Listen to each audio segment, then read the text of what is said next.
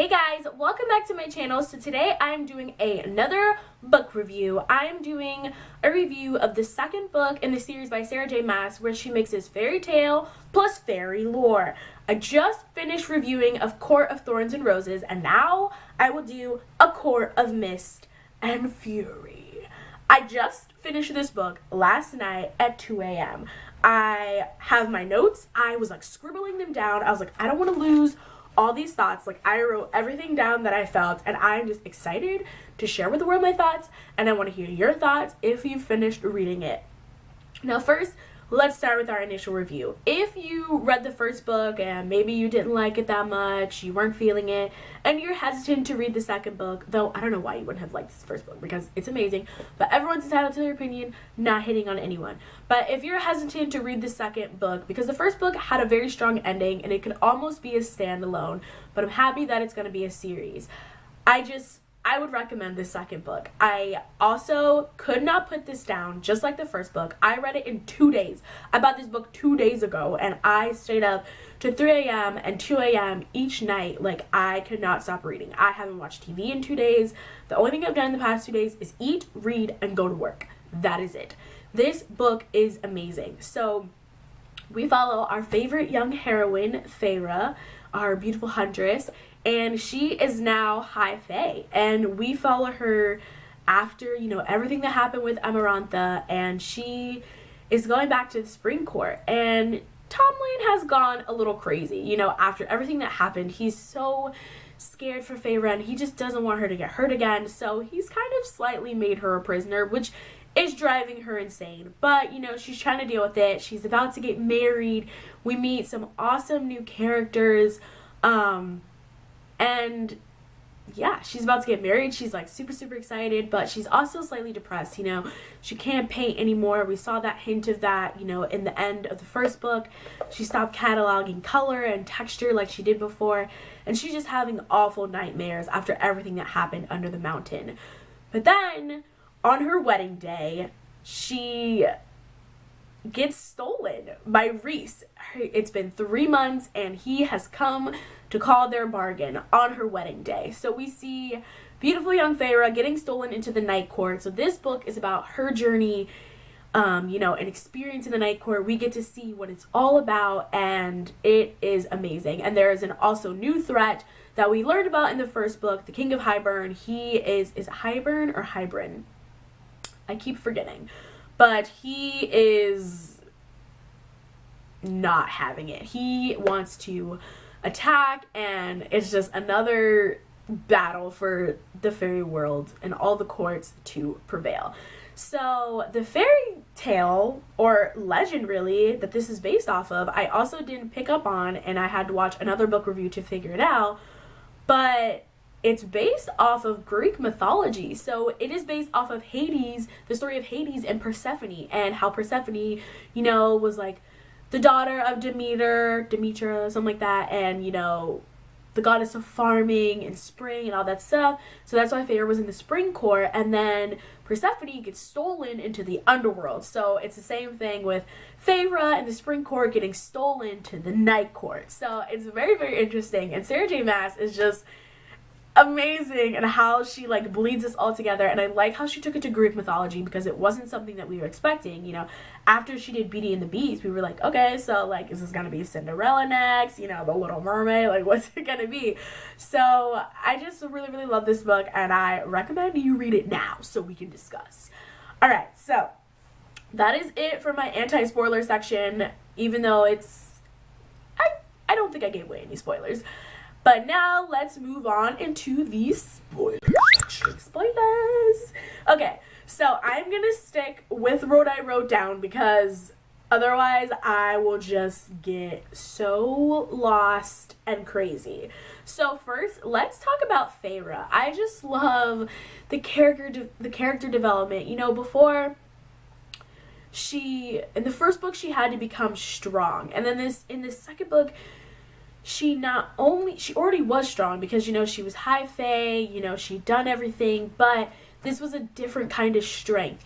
She had to find self-love and learn to love herself, and there are parts in the book where we discover that because of all the High Lords, because they like gave her a piece of them to bring her back to life, she has all their powers. What? Like, she's gonna be the most amazing fairy in the world. And I'm just so happy that it is happening to her. Like, it just reminds me so much of Selena Sardodian, or, you know, Aelin, Ash Shriver, like, just those strong female characters. Like, you know, they're not afraid to love, they're not afraid to fight, and I just love her so much. Like, it's amazing, and I'm so happy that she has all her powers.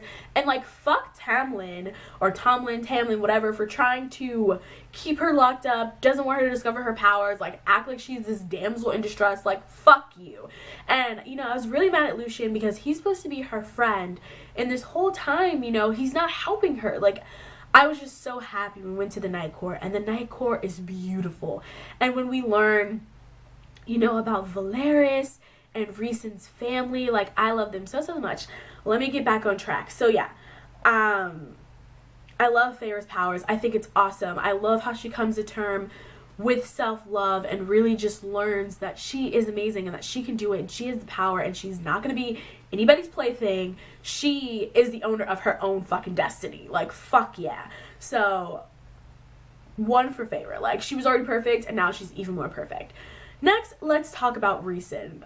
I love him so much. Like, I love the darkness, and I just love how underneath he's so kind and loving, and he is this dreamer. And I think it's very interesting when we learn about the Night Court, how there's like the Court of Nightmares, and then there's like the Court of Dreams, and how he has this secret city, Valeris, that he went through all those sacrifices, being Amarantha's whore, just to save those people. And I love how Valeris is like the city of artists, which is like, it just speaks to Feyre because, you know, she's been having issues with her art, and then she goes to this city and it's full of art and music and just happiness. It makes me so happy. It's beautiful. Like, I want to go to Valeris, like, save my life. So I love that. Then when we find out that Rhysand and Feyre are mates, like, did that blow anyone else's mind?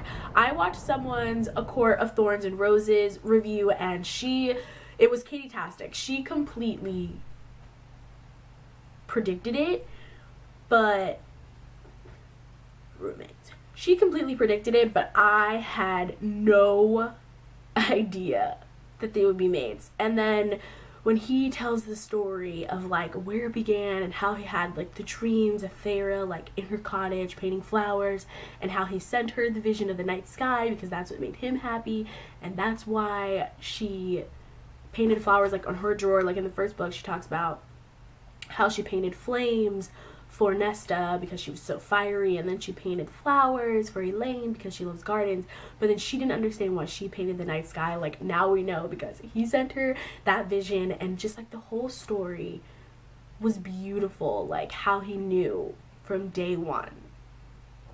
All of it. Like, it was blowing my mind. Like, I was in my bed, like, just like shaking. I was like rocking back and forth. I was like, what? Like, I had no idea. So I just love that whole confession, just finding out that this was all, you know, coming into play, and everything he did, and how he didn't want to force her, and it was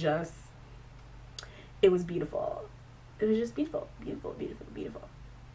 Then let's talk about his friends. So I love his friends so much. His family is amazing. First, let's talk about Cassian. I love his backstory, you know, so sad, but I love how he has this like playful air about him. He's still happy, and he really reminds me of Aedion Ashriver from, you know, the Throne of Glass series, just like that happy-go-lucky nature. I just really love that about him, so they really reminded me of each other. And also Azriel, like, I just want to know more about him. He's so mysterious and dark, and hopefully in the third book we'll get a more in-depth view of his character, but I just love how protective he is and how awesome he is. My two favorite new characters that I learned about, though, were Morgan and Amaranth. Morgan, like, I want to know what they are. You know, they keep hinting that they're like these darker, secret, you know, powerful women. Again, with the women, with all the power. Like, I just want to know what they are. Like, I'm super fascinated by them, and I love how at the end, after everything that happened under the mountain, you know, with Hybern and everything, and, you know, I just want to know, I don't know, like, I just love Amren. Like, you know, she comes off as, like, this super cold person, but, you know, Feyre, like, she would bring her blood when she's trying to, like, you know, figure out the book to break down the cauldron. She would bring her blood, like, she cared about her. And when they all come back, you know, without Feyre, Amren is like, where is she? And she is so angry and angry, and she's like, I want Feyre now. And it's just like, I was like, they love each other, and it just made me happy. I just loved all the character development of all those characters. I love Morgan's story. I want to know more of, like, her secret power. I mean, I know she's, like, the truth teller or something, like, I forget exactly the wording, but I know that she's, like, truthful, but I just want to know the full unleashment of her power. Like, I'm really, really excited to see that.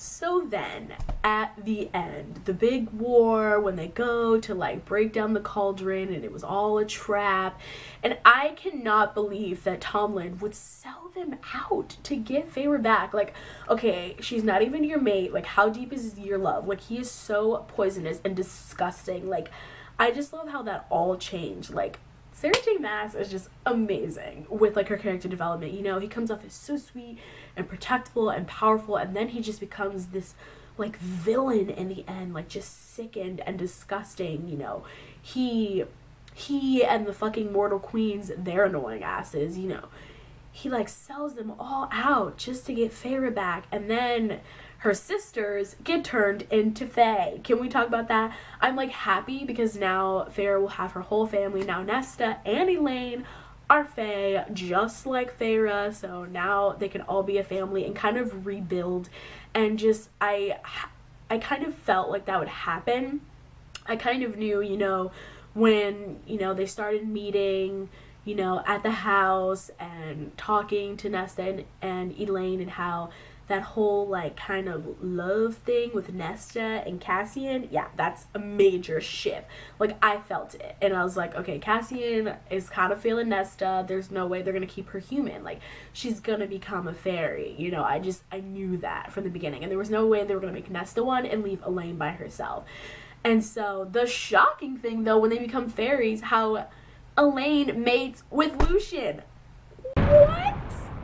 But I'm also really happy because Lucien, like, deserves that love, you know. He kind of was a pussy and didn't defend Feyre and really didn't stop Tomlin, you know, from everything. But I just have this prediction that, you know, Tomlin's gonna have to go, and Lucien is gonna become, like, the High Lord of the Autumn Court, and, like, Elaine's gonna be in the Autumn Court, and she's gonna have her gardens and all that stuff. So I'm, like, really excited. I, like, ship that so hard, and I feel like it's gonna happen. And then how Feyre became the first High Lady, like, I knew she would, and I'm just so happy that their bond didn't break. And now she's going into the Spring Court, and she's gonna infiltrate, and Tomlin is going the fuck down. And Iantha, I wasn't exactly sure how to pronounce her name, but that, like, sneaky bitch-ass high priestess who just wanted immortality, fuck her. And I cannot wait till Feyre rips her ass apart. Like, I am so excited. But yeah, I'm super happy that Lucien at least gets love after being heartbroken for so many years, after his brothers and his family so brutally, like, killed the human girl that he fell in love with and just, like, broke his heart. But now he has a mate, so I'm really, really happy about that. And I just love that when the Spring Court gets destroyed, there will be at least part of him that will be saved, and he's gonna work with Feyre, and she's gonna stay his friend. So I'm really, really excited about that. I'm really excited for Tomlin's destruction, but I hope it's not too harsh. Like, I still feel things for him, and I don't want him to die. I don't want him to be heartbroken. I want him to find a mate. Like, I want him to be happy, and I want him to be cleansed, and I want him and Rhys to be friends, because, you know, they were friends before, you know, everything, when we find out how, you know, the Spring Court, you know, killed Rhys's family, and he had to get revenge. Okay, motorcycle man. Like, I just want them to get past everything and heal and be friends. Like, I just don't want, like, the real enemy, we know where the real enemy is, like, and they need to go down. Like, the mountain, like, all over there, like, it needs to go down. Like, that is the enemy. So I just want them to all work together, and I'm excited in the next book to just experience some of the other courts and see where she got all her powers from, because Feyre and her powers are the bomb.com. So, oh, excuse me. So yeah, I think that is everything I wanted to discuss. I don't want to discuss every little single aspect of the book because there are just so many aspects to talk about, like how she painted the entire, like, house, like they're kind of like campgrounds, like when she found out they were mates and she got mad and ran away and Morgan brought her to the house, like all those paintings, beautiful, beautiful, beautiful stuff, like. And I feel like this serial, like, she keeps capturing this serial, and I feel like there's gonna be some more stuff with her and serials. Oh, okay, I thought I was done, but the curse breaker thing, how she breaks all the wards and the curses, and she creates her own power. What? Like, she got powers from all the 7 lords, but then she has her own curse breaker power that she developed. Like, what a bomb ass high lady. Like, that's all I've got to say. Like, Feyre is the shit, and yeah.